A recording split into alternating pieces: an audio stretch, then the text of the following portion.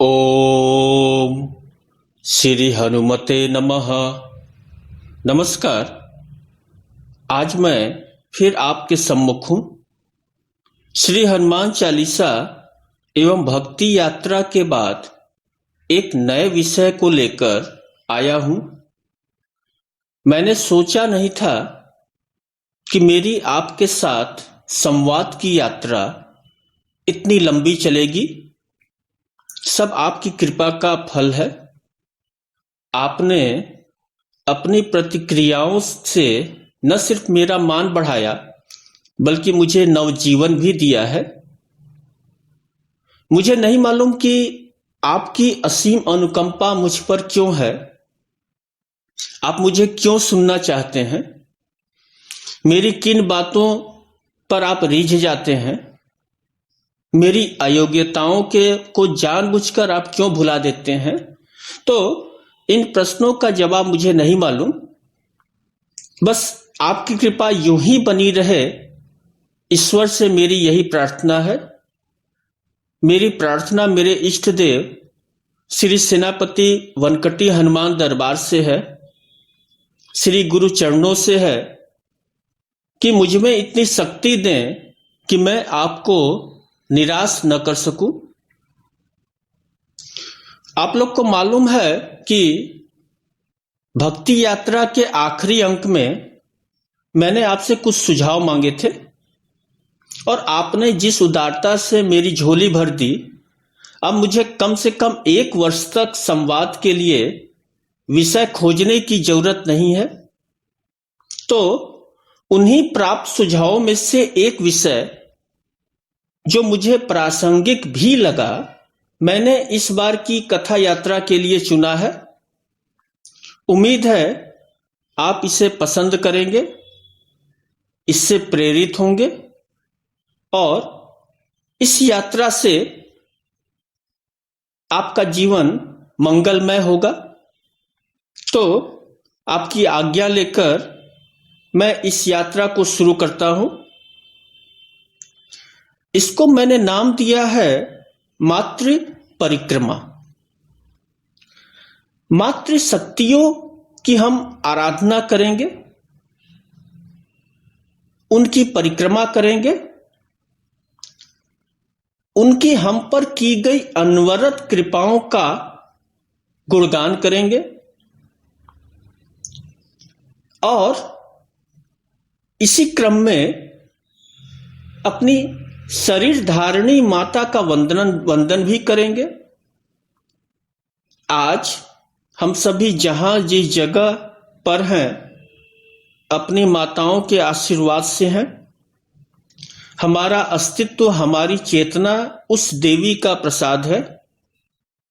तो इस अद्भुत शक्तिपुंज को निहारते हैं और कुछ क्षण अपनी माताओं की गोद में हम बिताते हैं। तो अब मैं इस क्रम को शुरू कर रहा हूं, जिस यात्रा का नाम है मातृ शक्ति या मातृशक्ति परिक्रमा। तैत्तिरीयोपनिषद के 11 अनुवाक में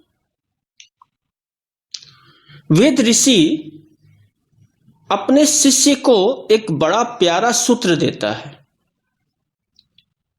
जिसका सार है कि गृहस्थ जीवन कैसे बनाना चाहिए, गृहस्थ जीवन में क्या क्या आवश्यकताएं होंगी और किन किन चीजों की जरूरत पड़ेगी।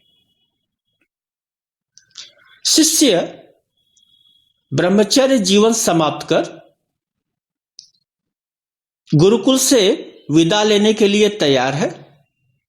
वेदों एवं धर्मशास्त्रों का पारायण कर चुका है और अब गुरु को आखिरी बात कहनी है और इसी का व्याख्यान तैत्तिरीयोपनिषद में है। गुरु एक तरह से दीक्षांत व्याख्यान देता हुआ उद्घोष करता है, अमृत सूत्र देता है, जिसकी गूंज आज तक हजारों साल के बाद भी सुनाई देती है। मातृ देवो भवः, पितृ देवो भवः, आचार्य देवो भवः, अतिथि देवो भवः, यान्यान्य वदानि कर्माणि तानि सेवित्यानि नो इत्राणि यानि स्माकं सुचरितानि तानि तव पश्यानि नो इत्राणि एके चास्मच्छायां सो ब्रह्मणः तेषां तवैसेन प्रस्वस्तिव्यं श्रद्धं देयम् अश्रद्धया देवं श्रिया देयं हिया देयं मिया देयं संविदा देयम। हे पुत्र, तुम माता में देव बुद्धि रखना, यानी माता को देवता समझना, पिता को, आचार्य को एवं अतिथि को देवता समझना। इन चारों को ईश्वर की प्रतिमूर्ति मानकर श्रद्धा और भक्ति पूर्वक आज्ञा का पालन करना, नमस्कार करते रहना एवं सेवा करते रहना। इन्हें सदा अपने विनयपूर्ण व्यवहार से प्रसन्न रखना, निर्दोष कर्म करना, सुचरितानि, सुचरितानि यानी कि अच्छे आचरण करना, श्रेयांश यानी श्रेष्ठ को आसन देना, श्रद्धा पूर्वक देना, श्रिया देयम, और आर्थिक स्थिति के अनुसार देना, हिया देयम यानी जब भी देना लज्जा पूर्वक देना। बड़ा अद्भुत बात ऋषि कहते हैं कि जब भी किसी को दान देना तो अहंकार न आने पाए, बल्कि लज्जा रूप में उन्हें दान देना। भिया देयम भय पूर्वक देना, संविदा देयम विवेक पूर्वक देना। तो उपनिषदों को तो छोड़ने का मन नहीं करता, और मेरी विनती है कि बच्चों को तैत्तिरीय उपनिषद का पाठ जरूर कराना चाहिए, और अगर संभव न हो तो कम से कम तैत्तिरीय उपनिषद के शिक्षावल्ली के 12 मंत्रों की शिक्षा अवश्य देनी चाहिए, अनिवार्य रूप से देनी चाहिए। यह हमारी अद्भुत परंपरा की विशाल धरोहर है। खैर, अपने विषय पर लौटते हैं। तो उपनिषदकार ने, हमारे ऋषि ने माता पिता गुरु अतिथि को देवता माना। अब इसमें माता को प्रथम स्थान पर रखा। आप कह सकते हैं कि माता पिता तो प्रथम देव माने भी गए हैं, सृष्टिकर्ता है, तो क्रम आगे पीछे से क्या मतलब? तो मैं अब आपको बाबा के पास ले जाना चाहूंगा। गोस्वामी तुलसीदास महाराज यह संशय भी मिटा देते हैं कि माता पिता में श्रेष्ठ कौन। जो केवल पितु आय सुताता तो जनि जाहु जानी बड़ी माता।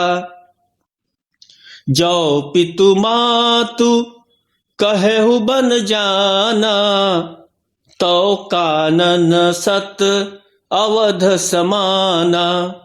जो केवल पितु आय सुताता तो जनि जाहु जानी बड़ी माता। बड़ा अद्भुत पद है। माता कौशल्या वन गमन के समय अपने पुत्र प्रभु श्री राम से कहती हैं कि यदि केवल पिताजी की आज्ञा हो तो वन मत जाओ, जाने की आवश्यकता नहीं है, क्योंकि माता पिता से बड़ी होती है और माता ने अभी आज्ञा नहीं दिया है। जो केवल पितु आय सुताता तो जनी जाहु जानी बड़ी माता, बड़ी माता। और अगर माता की भी सहमति है, यदि माता पिता दोनों ने वन जाने को कहा है, तो हे राम जरूर जाओ। जो पितु मातु कहेहु बन जाना, अगर माता पिता दोनों ने कहा है तब जरूर जाओ, क्योंकि तो कानन सत अवध समाना, तब वन तुम्हारे लिए सैकड़ों अवध्या के समान हो जाएगा। तो इस एक पद ने मेरी दुविधा समाप्त कर दी कि कौन बड़ा। हालांकि बाबा गोस्वामी तुलसीदास महाराज इसे अपराध मानते हैं, को बड़ छोट कहूं अपराध है, तो फिर भी एक हम लोग की एक सोचने की शक्ति है, सीमा है। तो शास्त्र ने मुझे एक और प्रमाण दिया। मनुस्मृति में लिखा, उपाध्यानंदस्य आचार्याणाम शतम पिता सहस्त्रम तो पृतुन्न माता गौरवेण तिरिच्यते। यानी कि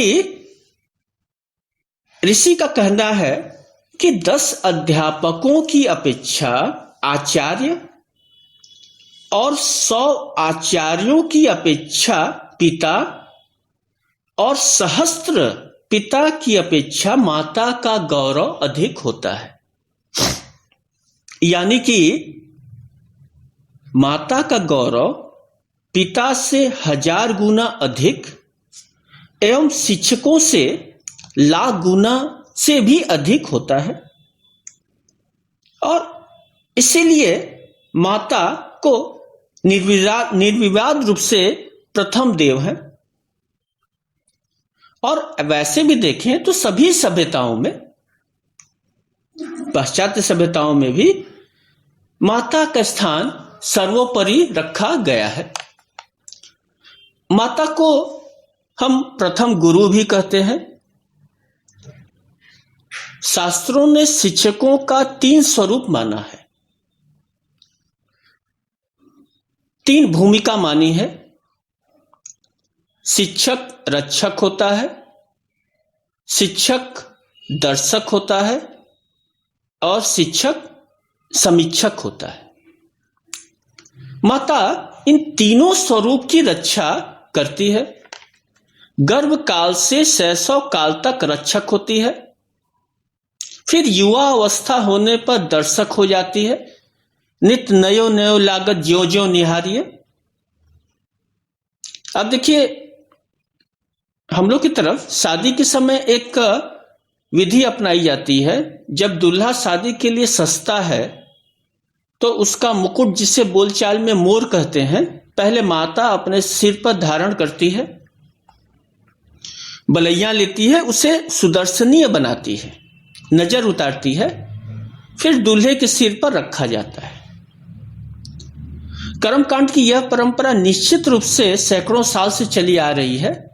तो माता दर्शक होती है, और पुत्र जब गृहस्थ हो जाता है, बेटी जब ससुराल चली जाती है, तब मां अपने तीसरे स्वरूप में आ जाती है, समीक्षक हो जाती है, नियति स्वीकार कर लेती है, शिष्टा से निरीक्षक हो जाती है और अपनी भूमिका सीमित करती जाती है। आप देखेंगे जबकि पिता यह कर पाने में अक्सर असफल रहता है और अपने महान प्रस्थान की तैयारी के लिए माता धीरे धीरे अपनी भूमिका तैयार करती जाती है। भारतीय लेखा परीक्षा विभाग के एजी इलाहाबाद में कार्यरत और हमारे समय के राष्ट्र के एक सबसे चर्चित और सशक्त कवि श्री यश मालवीय जी की एक कविता मैं सुनाना चाहता हूं, जो मुझे काफी अच्छी लगती है और आपको भी पसंद आएगी। जाती हुई धूप संध्या की सेक रही है मां, अपना अप्रासंगिक होना देख रही है मां।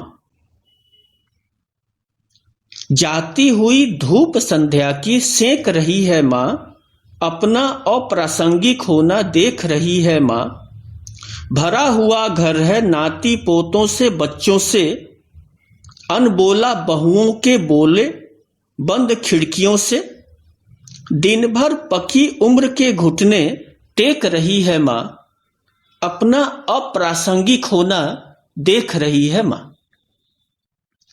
फूल सरसों नहीं रही अब खेतों में मन के, पिता नहीं है अब नस नस क्या कंगन सी खन के। रास्ता थकी हुई यादों का छेक रही है माँ, अपना अप्रासंगिक होना देख रही है माँ।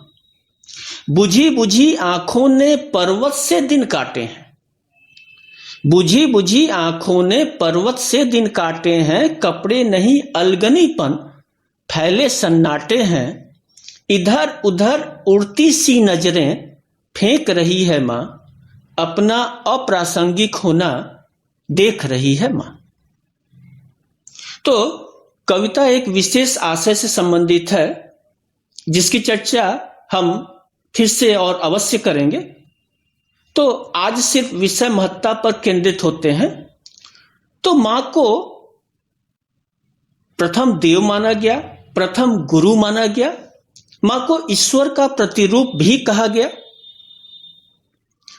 परमात्मा प्राप्ति के लिए 3 गुण निर्दिष्ट किए गए हैं: प्रामाणिकता, पवित्रता, प्रसन्नता।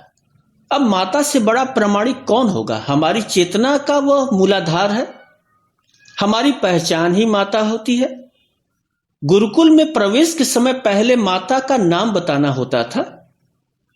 आजकल एक अच्छी बात इधर के 10 वर्षों में हुई कि मैट्रिक परीक्षा फल में, खासकर सीबीएसई व अन्य बोर्डों में, पिता के साथ माता का नाम भी लिखा जा रहा है।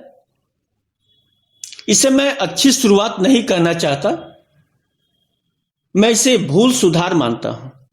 तो मां से बड़ा पवित्र संबंध और जगत में किसके साथ हो सकता है? रही बात प्रसन्नता की, तो मां सदैव पुत्र पर प्रसन्न रहती है। हमारे आदि गुरु शंकराचार्य महाराज कहते हैं, जगदम्बा विचित्र मत्र किम पूर्ण परिपूर्णा करुणास्ति चेन्मयी, अपराध परंपरा परम नहीं माता समुपेक्षत सुतम। हे जगदम्बा, हे भवानी, हे जगत माता, इसमें आश्चर्य नहीं, विचित्र मत्र किम, आपकी कृपा मुझ पर पूर्ण बनी है। पुत्र अपराध पर अपराध क्यों न करे, माता उसकी अपेक्षा कभी नहीं करती। आगे भगवान शंकराचार्य महाराज कहते हैं, मत्समः पातकी नास्ति पापाग्नि तत्समा नहीं, एवं ज्ञात्या महादेवी यथा योग्यम तथा कुरु। यानी कि हे मां, मेरे समान कोई पातकी नहीं और तुम्हारे समान कोई पाप हरनी नहीं, ऐसा जानकर यथा योग्यम तथा कुरु, यानी जो उचित पड़े वो करो। अब शंकराचार्य महाराज ने यहां जरूर कह दिया कि जो उचित हो वह मां करो, पर क्या मां उचित अनुचित देखकर शिशु को प्यार करती है? बाबा को मालूम है कि मां उचित अनुचित से परे है। मां सिर्फ शिशु का, पुत्र का कल्याण सोचती है, और इसीलिए कहा गया है कि पुत्र कपूत हो सकता है लेकिन माता कुमाता कभी नहीं होती। और आप देखिए कि भारतीय संस्कृति में 3 प्रकार के ऋण बताए गए: पितृ ऋण, गुरु ऋण एवं देव ऋण। यह कहा गया कि संतान को इन तीनों ऋण से उऋण होना चाहिए। अब इसमें कहीं भी मातृ ऋण की चर्चा नहीं है। हाँ, कहीं कहीं मातृ पितृ ऋण कह देते हैं लोग अलग से, पर मातृ ऋण की चर्चा मुझे शास्त्रों में नहीं मिली। और इसका कारण साफ है कि मातृ ऋण से आप मुक्त हो ही नहीं सकते।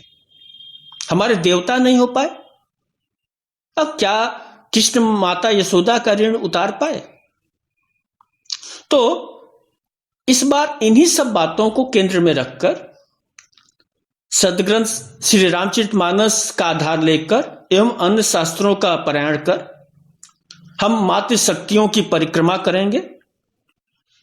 शास्त्रों ने माता के 7 रूप माने हैं: जगत माता, शरीर धारिणी माता, गुरु माता, राजमाता, गौ माता, धरती माता एवं पालन करने वाली माता। तो ग्रंथ के आधार पर हम माता के विभिन्न रूपों का आने वाले अंकों में दर्शन करेंगे, हाजिरी लगाएंगे। तो आज बस इतना ही। नमस्कार।